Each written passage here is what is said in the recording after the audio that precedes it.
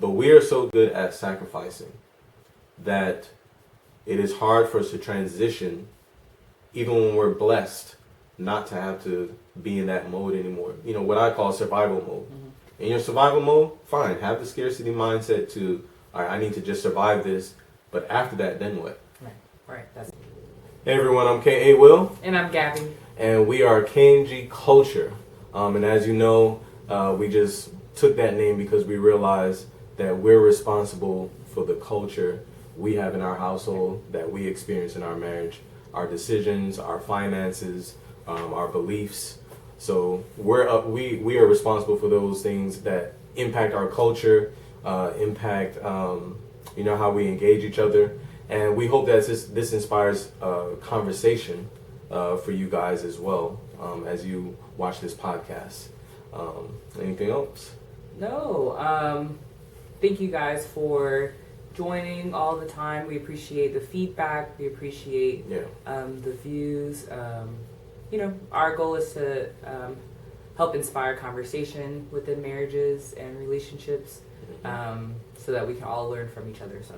Yeah, because another thing we realize is some of these things we just weren't taught. Like nobody sat us down and spoke to us about these things before we got married, you know? So we hope that you're able to have these conversations before you get married and in your marriage. Today we're going to talk about things in our old culture, things in our old habits that no longer serve us. Yeah? So, there's, when you think about how we transition in life, from our parents' house to, moving out, getting our own place, getting married, it's very easy to bring those old habits and those old culture, the old ways, how you were brought up with you. Right, because that's the only way that you know. Exactly. That's the way that you were brought up, so you're thinking that that's the only way to handle situations, interact with other people, so on and so forth. So one thing that I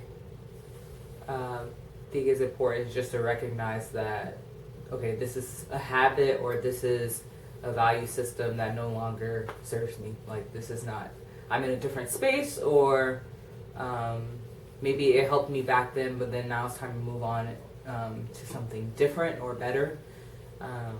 So even like recognizing signs, like some of the things I've noticed is that the interactions that I had with my family don't necessarily translate well with me interacting with you the same way, because you're totally different. Like we crossing boundaries, and not in a bad way, but we just we're lacking like giving each other space, and Kareem needs his space. Yeah. And as I'm realizing, I need my space too. So like I saw my mom and my dad, sacrifice a lot of things for us. And I just feel like the way that they had to sacrifice and give everything to us, like all the time, and didn't have time for themselves. With us now, we realize not that we don't love our children or that we don't want to give them our all, but we do need space and time for self-care. Correct. So I guess one of the questions is, what do you do when you recognize that, some or one of those old ways is no longer serving you? And we have some examples of disciplining our kids is one. We grew up in an era they believed in. I know some of you guys call them spankings, whoopings. When we were growing, I know my household, we call them beatings. But I realized, and it's funny to me, when we moved to Georgia, the interpretation, when you say certain words, people interpret it different ways. So when you say beatings, people automatically assume that you're being abused. Right. As opposed to spanking and whooping is more acceptable. Right. But where we come from is all the same, honestly. We use the word beating because that was just a word that we used, but it meant the same thing. It meant spanking. So I just say all that to say, we do believe that there are times where you may need to spank a child, but we're not trying to make that our first resort. Right. Oh, just because you did one little thing, now you need a spanking. Right. That's not what we're bringing into our culture, and I think that's one thing that we recognized early. That is one of the old ways that we kind of got rid of, knowing that, yeah, everything doesn't have to be about a spanking. So we talk to our children, we explain things to them. Right. What has worked for us is delayed gratification, taking things away that they like, or just simply telling them no. Like the power of no. Like, no, you ask for something, no. Right. But if you do this, you can get this. That's kind of like how we discipline our children. And again, seeing, like, we've heard our parents say this, it's true. Like, different children, sometimes you have to discipline different ways. Correct, like, right. Shyla and Kalel are two completely different. One is a boy, one is a girl, one is older, one is younger. So, yeah, that's two different disciplining strategies. Right, exactly. So, did you have another one, like, as far as that you recognize that was old, an old way that we recognized in us? Strict religion or conservative religious practices. Right. I should say that way. Because we were fire and brimstone, people with signs on the... Daniel and Revelation. Yep. People with signs on the intersection that Jesus is coming, and which are not wrong, but the approach and really using guilt and shame to get people to comply. And fear, actually. Yeah, exactly. Guilt, shame, and fear to get us to comply or to do the right thing. And let me just say this. We believe God is our Father. And just having children, I realize, yes, I want my children to have godly fear, but I don't want my children to fear me like that. Like, oh, I can't come to daddy. Right. You know, that's not what we want to teach our children. That's not what we want to impose on them, or because sometimes you can impose these things without saying it. Right. You know. Right. And I think that's one of the points you're getting at. And I'm like, God doesn't want that for us either. He wants us to be able to. Yes, He wants respect and reverence, but He wants us to be able to come to Him. Right. And we want our children to be able to come to us. And that's something that God is opening my eyes just from having children. Right. So, yeah. Yeah, the power of guilt, shame, and fear, it's temporary, right? Because you might change someone's ways, or temporary and very superficial, but it doesn't really change the heart. You know, that's not what changes the heart. Love does. So we're planning to teach our children differently in that respect, and even like you said, just to serve me, realizing that that's just not a way that I need to live my life, because I've seen how detrimental it is, lowers confidence, and increases cowardice or fear, and doesn't really build up. It breaks down to me more than. So maybe it helped keep me in a straight path for a little while, but then after that, it might seem protective, and I think that's what the plan was, is to protect us from going down a bad path, but then it can be turned into something detrimental. Yes, I agree with you. I was going to say that I think sometimes we forget like the instructions that God gives in His Word. How do I want to say it? It's like, yes, they're there for our, like you said, protection and guidance, but it's not there to say, let's point a finger at you. Yes, it shows us that we can't do it without God, without a Savior, without Jesus. Right. But it wasn't for us to take upon ourselves now to point fingers at each other, say, how dare you do this?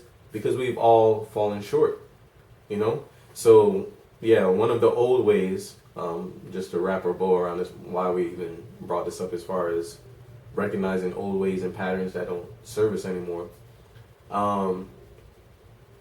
We don't want to teach or nurture religion or spirituality that way to our children. Correct. We want them to know, hey, yes, God is letting us know what's right and wrong, but there's grace when you mess up.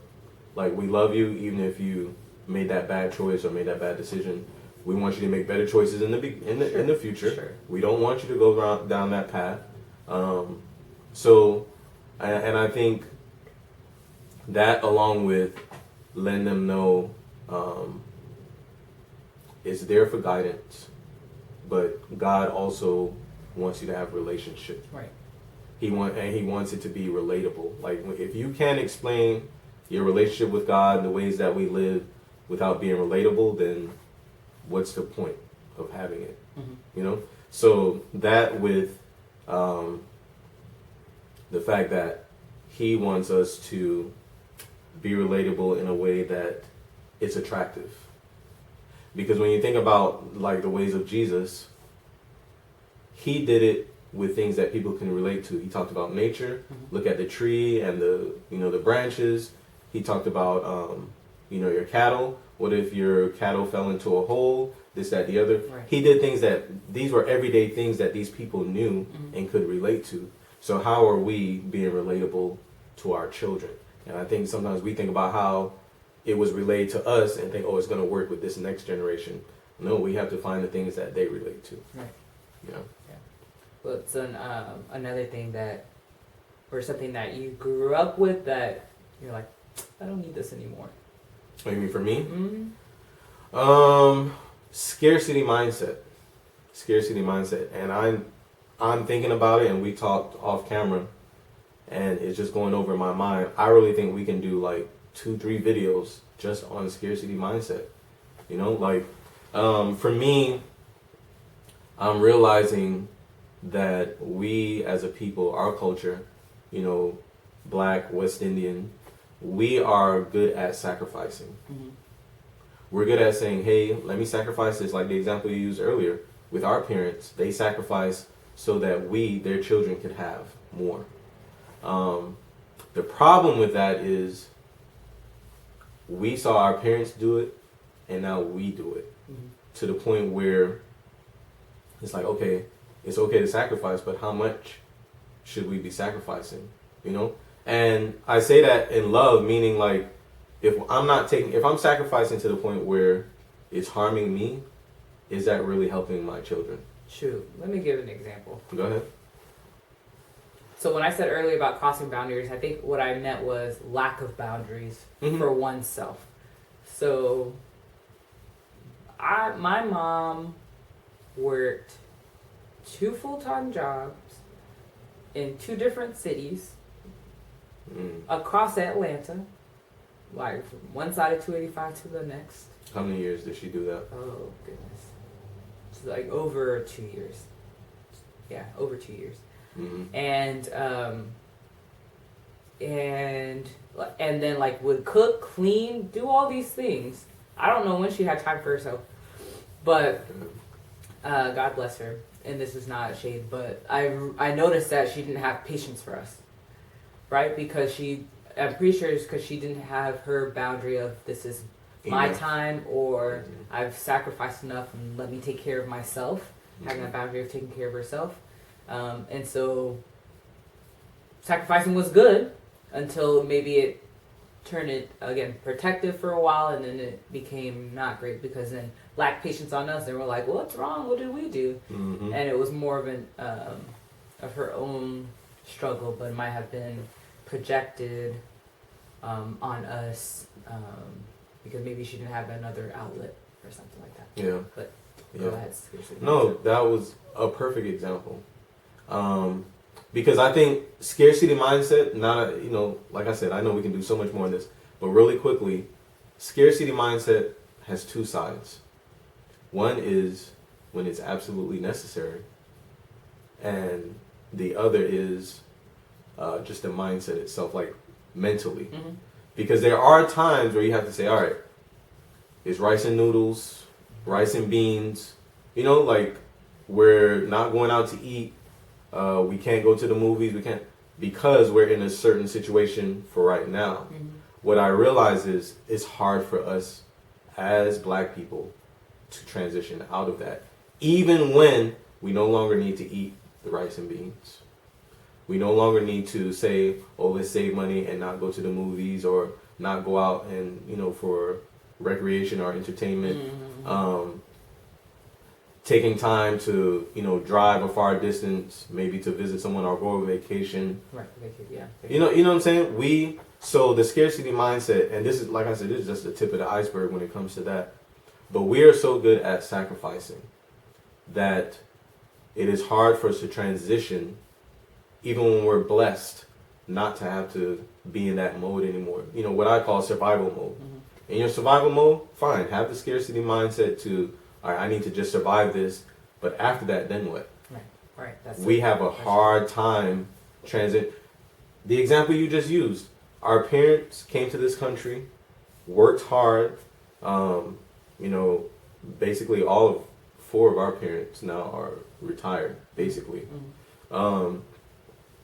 And now it's up to, they wanted better for us. And I already see, yes, that sacrifice was worth it because we are doing better. We are doing better. Right.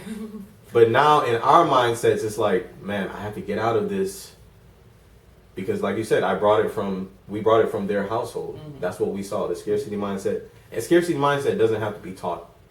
It is experienced. Mm-hmm. It is experienced. You see the way your parents move. If they have 2 jobs to make it, you start to think that you have to have 2 jobs to make it or to make better for, do better than. You just see it and experience it.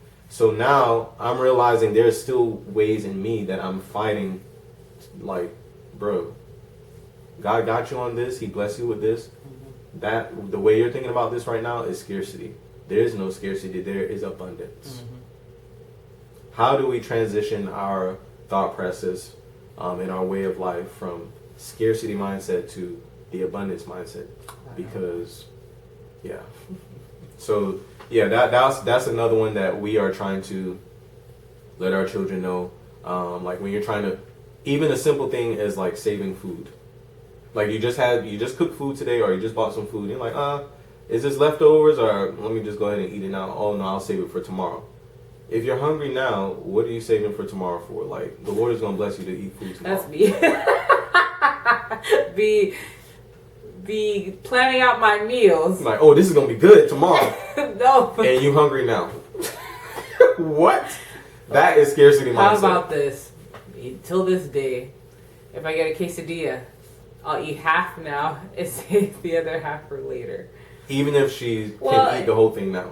Right. It's not like, oh, it's so too much, right? Right. I mean, I guess I could say that's portion control. That's how I stay slim. After 2 kids, but truly it is. If I take time to really think about it, it's like, okay, I have to save this for later, so I have something to eat. And we out here, right? We out here making money and acting a fool, like we don't got no money. Yeah. So, and isn't that? Oh man, that's sad. It's like you have this gift, and you're operating like you don't have this gift. But this gift, right? What did we dream of making more money for? This gift was to save, right, and saving save. I'm glad you said that. Saving can turn into scarcity. Correct. I'm talking about mentally, because you keep thinking, your mindset is, oh, I need to save, and you're never utilizing the money that you're using, the money that you're saving, or that thing that you're saving, or the food, or whatever it is that you're saving.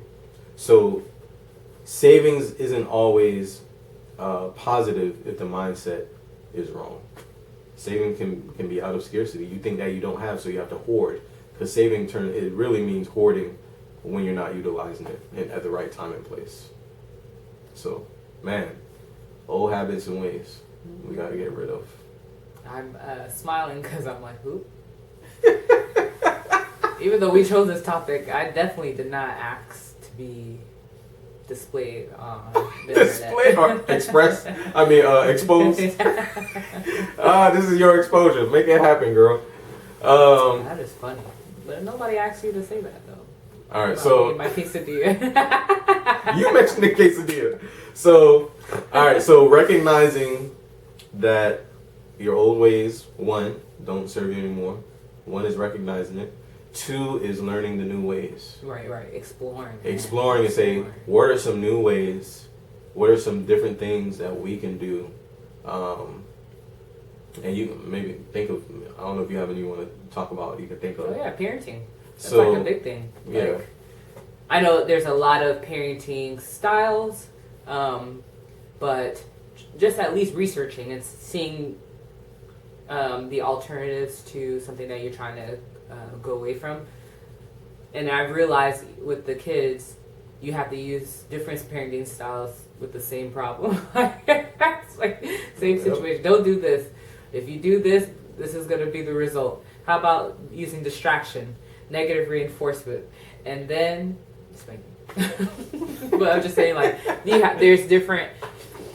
You can utilize different ways, and so it's important to expand your knowledge and wisdom and understanding so that you have stuff in your repertoire that you can use for different situations.